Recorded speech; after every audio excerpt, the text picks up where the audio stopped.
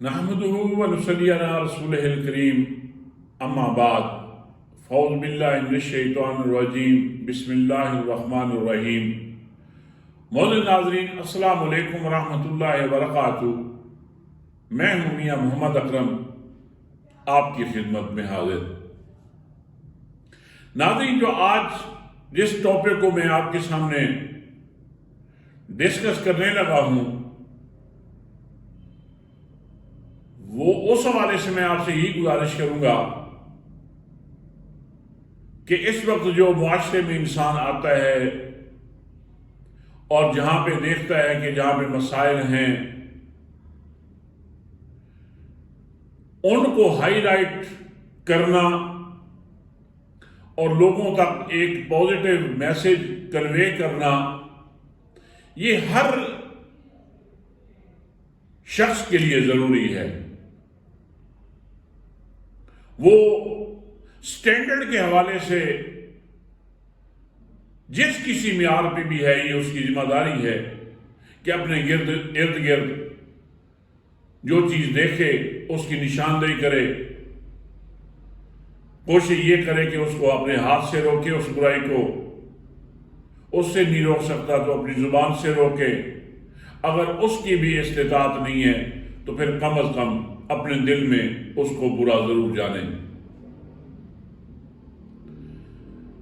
नाज़रीन, हज़रत मोहम्मद मुस्तफ़ा सल्लल्लाहु अलैहि वसल्लम की एक हदीस का मफ़हूम है कि जब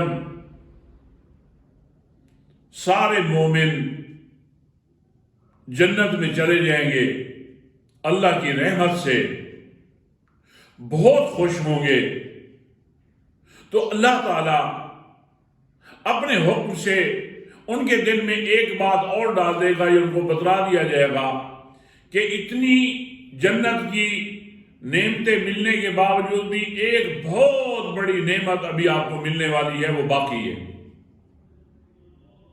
तो उस पे सारे जन्नती हैरान और ताज्जुब उनको होगा कि इतने बड़े इनामात के बावजूद भी क्या अभी भी कोई इनाम बाकी है। तो अल्लाह ताला उनके दिलों में ये बात डाल देगा कि ये बात आप दुनिया में जो आपके इलाके के आलिम दीन थे उनसे जाकर पूछ लें, वो आपको बता देंगे। तो जब वो अपने अपने इलाके के उलमा के पास जाएंगे तो वो उलमा उनको बताएंगे कि हाँ जी, एक नेमत जो सबसे बढ़कर है वो बाकी है। वो उनको बताएंगे कि वो नेमत है अल्लाह का दीदार। अल्लाह का दीदार जन्नत की नेमतों में से सबसे बड़ी नेमत जो है वो ही है।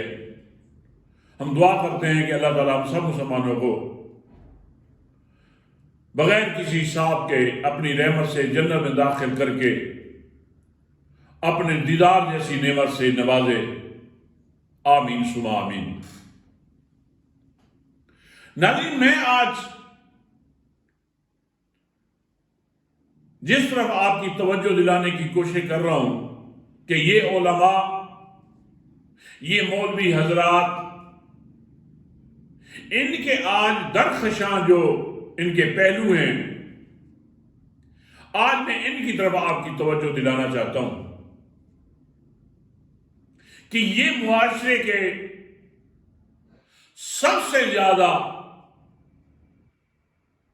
मुअज़्ज़िज़ लोग हैं, इसमें कोई शक भी नहीं है।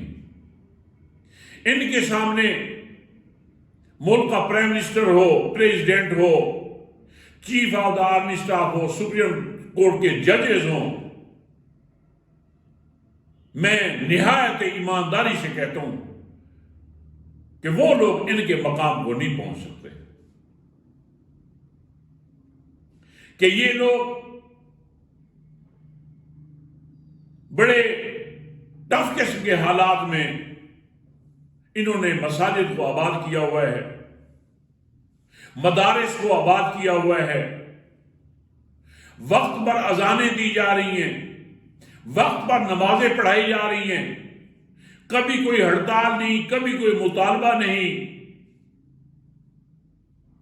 कभी कोई पेशानी पे जुम्बिश नहीं आती। ہماری پیدائش سے لے کر قبر تک یہ لوگ ساتھ دیتے ہیں اور بے لوثوں کے ساتھ دیتے ہیں. بچہ پیدا ہوا جی مولوی صاحب کو بلائیں کہ وہ اذان اور تکبیر کہے. عقیقے کا مسئلہ ہے مولوی صاحب سے پوچھ لیں.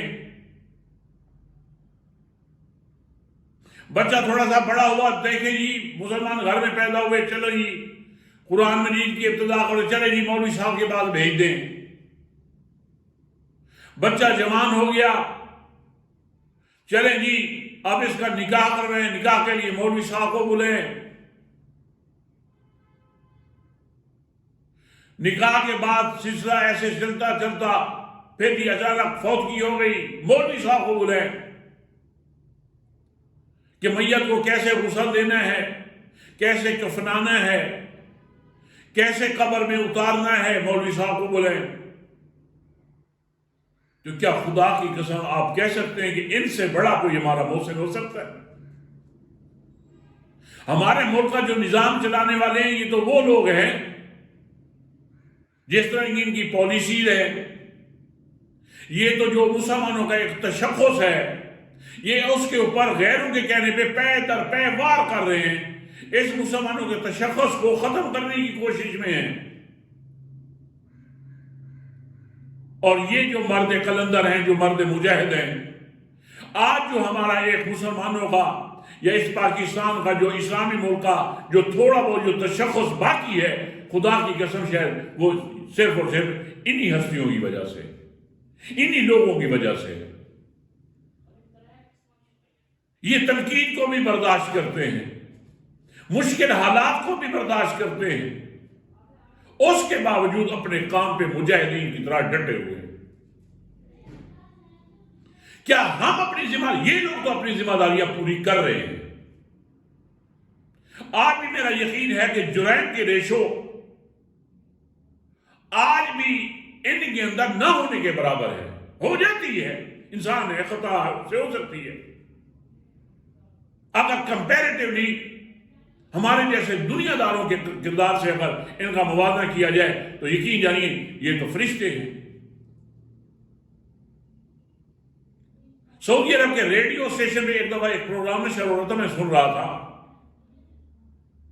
وہاں پہ ایک ریسرچ رپورٹ پیش کی جا رہی تھی کہ حافظ قرآن سعودی عرب کی 100 سالہ تاریخ میں, یہ اس وقت پروگرام چل رہا تھا کہ 100 سالہ تاریخ میں کوئی ایسی مثال نہیں ملتی جس میں حافظ قرآن نے کوئی بہت بڑا گناہ کبیرہ یا بہت بڑا جرم کیا ہو, کہ جیسے قتل کر دینا یا اس طرح کے حالات.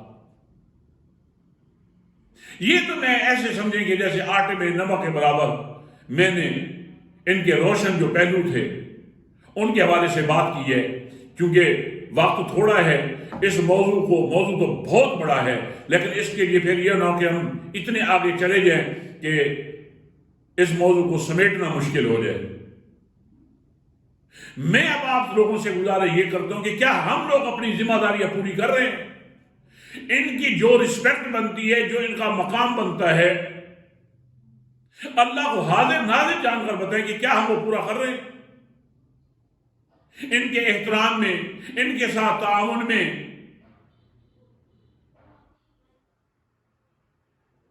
بڑے بڑے پروگرام ہوتے ہیں, ان میں ہم سب کو یاد کیا ہوتا ہے. ہم نے ایم پی اے کو بھی بلا لینا ہے, ڈی سی کو بھی بلا لینا ہے, کسی جنرل کو بھی بلا لینا ہے. جو سب سے زیادہ جو معزز لوگ جن کا حق بنتا ہے, جو مستحق ہوتے ہیں, کیا ہم ان کو وی آئی پی پروٹوکول کے ساتھ کیا ایسی مجالس میں جگہ دیتے ہیں؟ وجہ یہ کیا بددیانتی نہیں ہے؟ بڑے سے بڑا جنرل فوت ہو جائے, جنازہ کون پڑھائے؟ مولوی پڑھائے. جج مر جائے, جنازہ کون پڑھائے؟ مولوی پڑھائے. کوئی ایم پی ایم این اے مر جائے, جنازہ کون پڑھائے؟ مولوی پڑھائے. یعنی کہ وہ لوگ بھی سمجھتے ہیں, کیونکہ جب کسی کو امام بنایا جاتا ہے تو وہ یہ بات انڈرسٹوڈ ہوتی ہے کہ جس کو امام بنایا جاتا ہے وہ ان لوگوں میں سب سے افضل ہوتا ہے, اور ہم افضل مانتے ہیں. لیکن اس کے باوجود ہمارے رویے ان کے ساتھ اگر ٹھیک نہیں ہے تو یقین جانیے کہ اللہ کی ان نعمتوں کی ہم ناقدری کر رہے ہیں، اور ڈر ہے کہ کہیں اللہ یہ نعمت ہم سے چھین نہ لے۔ کبھی کوئی عید آتی ہے، ہم جس طرح اپنے گھر کے لوگوں کا، اپنے بچوں کا عید کو سیلیبریٹ کرنے کے لیے جو انتظامات کرتے ہیں، کبھی مسجد کے مولوی کی بھی فکر کی ہے جس کے پیچھے 5 وقت نمازیں پڑھتے ہیں؟ کیا آیا کہ وہ بچوں کے ساتھ اس کا بھی تو دل ہے، وہ بچوں کے ساتھ عید کی سیلیبریشن میں اس کے حالات کس طرح ہے، کیا ہم ان کے ساتھ معاملات کر رہے ہیں؟ اپنے یہاں شادیاں ہوتی ہیں، شادیوں میں لاکھوں کروڑوں روپے خرچ کر دیتے ہیں، کیا ہم نے اس خوشی کے موقع پہ ان کو اپنی خوشیوں میں شامل کر کے ان کے اوپر کوئی خرچہ کیا؟ مدارس کو چندے مانگ کے جو اسلام کے انہوں نے قلعے بنا دی ہیں، یقین جانی حقیقت ہے، کیا ہم نے بڑھ چڑھ کر ان کے ساتھ اتنا تعاون کیا؟ ہاں کر رہے ہیں لوگ، جو کر رہے ہیں ان کو جزائے خیر دے۔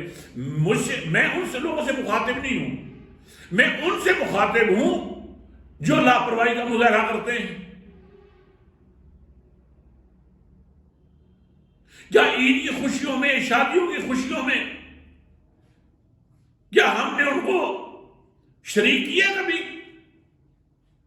اگر نہیں کیا تو پھر بہت بڑی زیادتی ہوتی ہے۔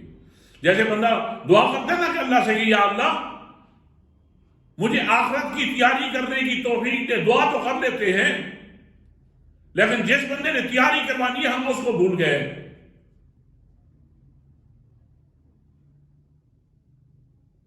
تو ناظرین، میری آپ سے گزارش یہ ہے کہ تنقید کے پہلو بھی نکل آتے ہیں، لیکن ان کے جو روشن پہلو ہیں، ان کی جو گراں قدر خدمات ہیں، خدا کے لیے ان کی قدردانی دل سے کریں۔